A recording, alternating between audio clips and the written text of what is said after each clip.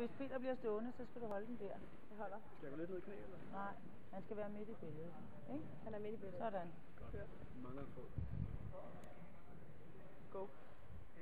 Peter, du har netop sprunget de første indledende runder til World Cup'en. Hvordan vurderer du selv din indsats?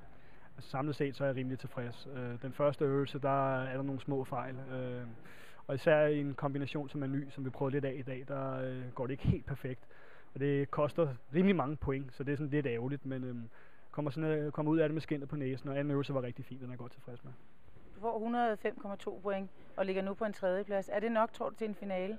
Altså inden konkurrencen startede, der har jeg en sådan fast procedure med en fransk kollega om, vi prøver at gætte på finalekortet, og vi gættede på 105 tidligere i dag. Så vi må håbe, det bliver på de sidste billetter, hvis det lykkes.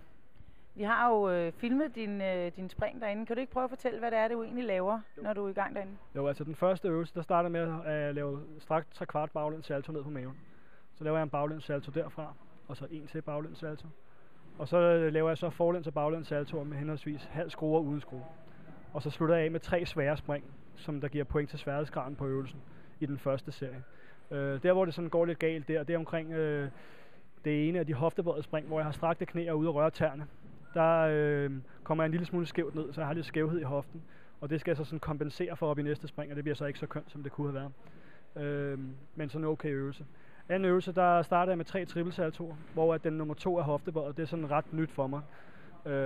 Og så laver jeg så skruespring dernede af, og så slutter jeg med sådan en ret svær slutning med en dobbelt forlæns med 2,5 og en dobbelt baglæns med 3 skruer. Og det kunne godt også have siddet sådan lidt bedre, men det var stadigvæk helt fint, det var okay. Har du sprunget den her serie før? Nej, det er faktisk første gang, jeg konkurrerer med den her serie her. I Portugal for nogle uger siden, der lavede jeg den samme øvelse, men med et spring, der var lidt lettere. Den her gang, der er blevet sat et spring mere ind i den.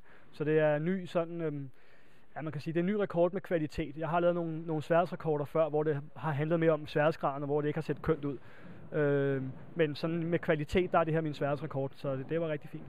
Og nu, det peger jo også lidt frem til VM, men først så skal vi lige høre, hvis du nu kvalificerer dig til finalen i morgen, er det så samme program, du viser? Ja, det vil det givetvis være. Jeg har et enkelt spring, jeg kan skifte ud, men det tror jeg, at det kommer nok til at vente til VM-semifinalen, hvis det går så godt.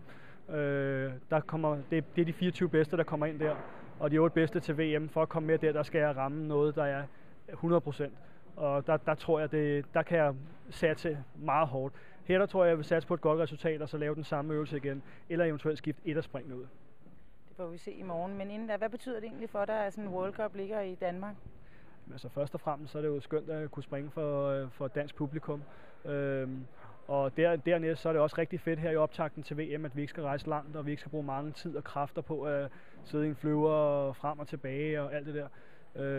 Men først og fremmest så er det jo fedt at springe for et dansk publikum, det er jo det fedeste. Tak.